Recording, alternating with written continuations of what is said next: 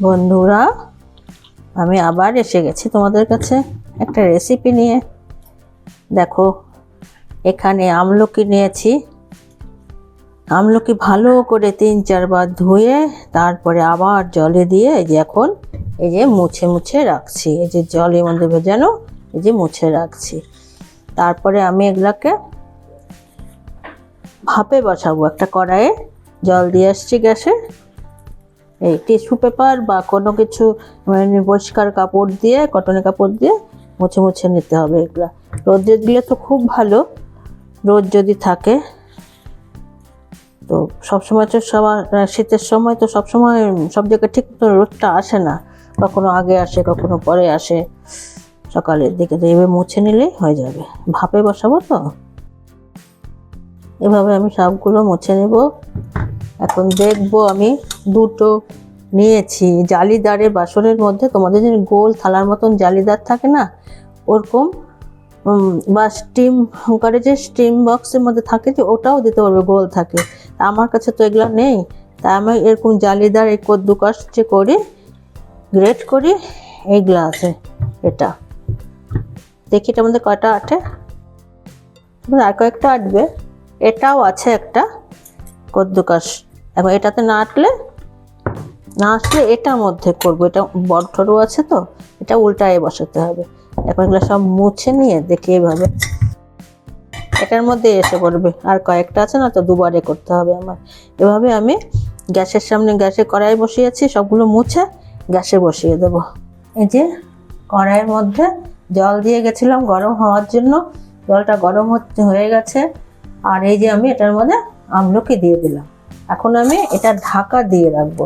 বেশিক্ষণ সময় লাগবে না এটা হতে, 5 থেকে 10 মিনিটের মধ্যে হয়ে যাবে। মানে বেশি সিদ্ধ করবো না তো, অল্প অল্প। যখন এই যে আমলকির এসবগুলো থাকে না, দাগ দাগ, এগুলো যখন একটু খুলে খুলে আসবে তখনই হয়ে যাবে আর কি।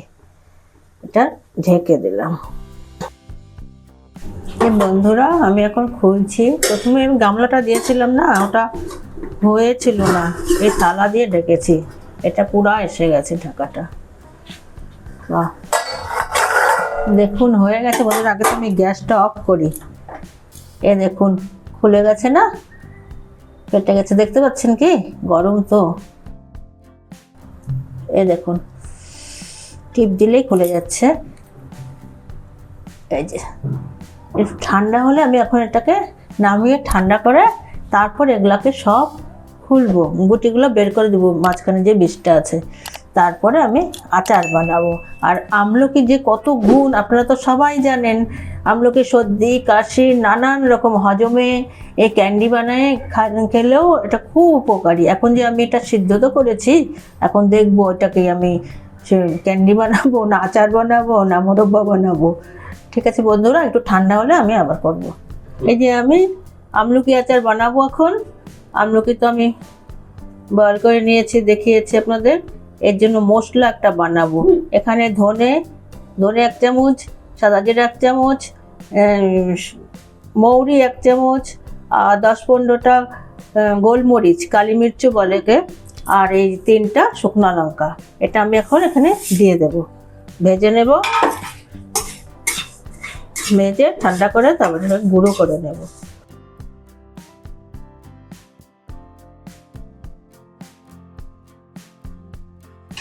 এটা বেশি ভাজবো না, বেশি ভাজলে এটা অনেক সময় পুড়েও যাওয়ার ভয় থাকে, তিতাও হয়ে যায়। এখন টিটটিট আওয়াজ শুনতে পাচ্ছেন? এটা ভাজা হয়ে গেছে, লঙ্কাটাও ভাজা হয়ে গেছে। এখন আমি এটা বন্ধ করে দেবো গ্যাসটাকে, এমনি নাড়বো। এই যে আমলকিটাকে বয়েল করেছিলাম না, ঠান্ডা হয়ে গেছে।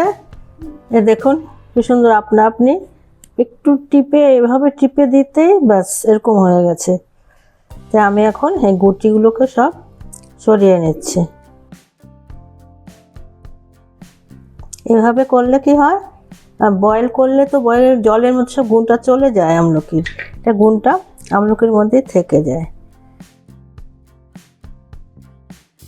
এভাবেই আমি সবগুলো গুটিটা ছাড়িয়ে নেব।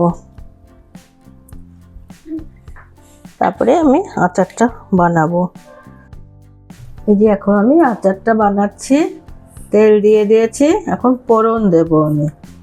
এই যে একটা তেজপাতাকে 2 টুকরো করে নিয়েছি, আর এখানে 2টো শুকনো লঙ্কা, আর এখানে আছে অল্প একটু হলুদ সরষা, আর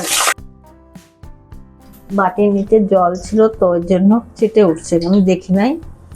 এই যে হলুদ সরষা আর মৌরি, ধনে, সাদা জিরা আর একটু মেথি, এই 5 ফোড়ন।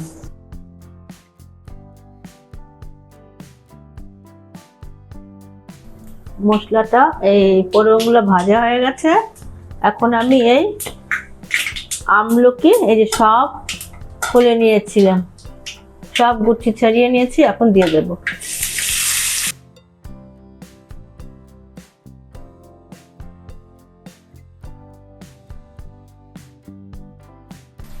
আমি এখানে এই 1 চামচ হলুদ দিয়ে দিলাম, এই সাদা লবণ 1 চামচ দিলাম, এই বিট নুন, কালো লবণও বলে, কালো নমক, কালা নমক, কালো না।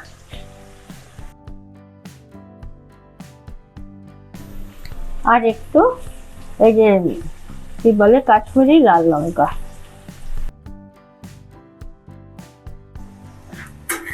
এখন আমি গুড়টা দিয়ে দেব। এখানে আমি 500 গ্রামই, মানে 500 গ্রাম আমলকি এনেছিলাম, তার মধ্যে কয়েকটা আমলকি কম আছে, 5-6টা আমলকির মতন। সেই বুঝে আপনারা যখন করবেন যতখানি নেবেন সেই বুঝে গুড় বা চিনি বা মিষ্টি যেটা দেওয়ার দিবেন আর কি। আমি এখানে দিলাম এই বাটি। এখন এটা করার পরে দেখব।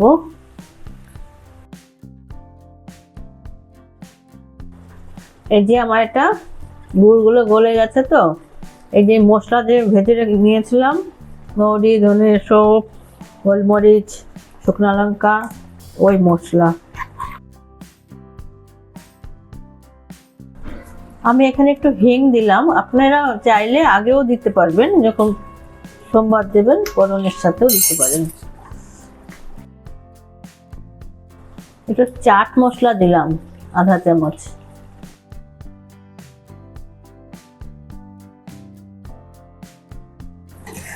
আমার এটা হয়ে গেছে।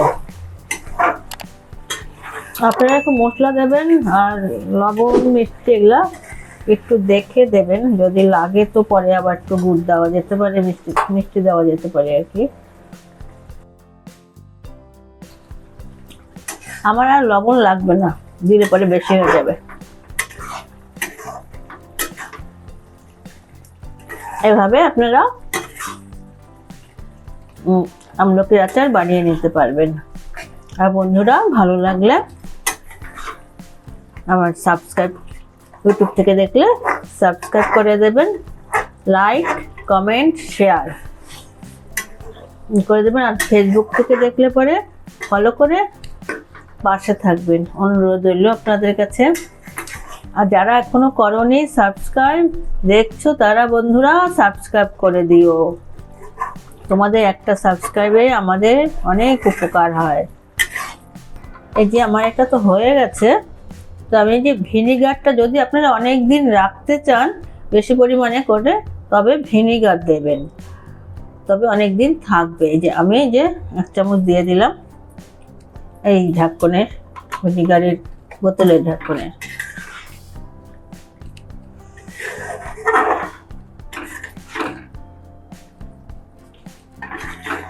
এটা আমার হয়ে গেছে। ঠান্ডা হলে তারপরে আমি আবার ওদেরকে দেখাবো। এই যে আমার আমলকির আচার হয়ে গেছে। আমলকি যে এত মানে একটু ঔষধি আমলকি, এর তো গুণ মানে বলেও পারা যায় না, এত গুণ আমলকির। তো এভাবে আমলকি আচার বানাবেন, টক ঝাল মিষ্টি আমার এই আমলকির আচার। এবার বানিয়ে খেয়ে জানাবেন কেমন হলো, কমেন্টে জানাবেন। এখন নমস্কার, আমি চলি।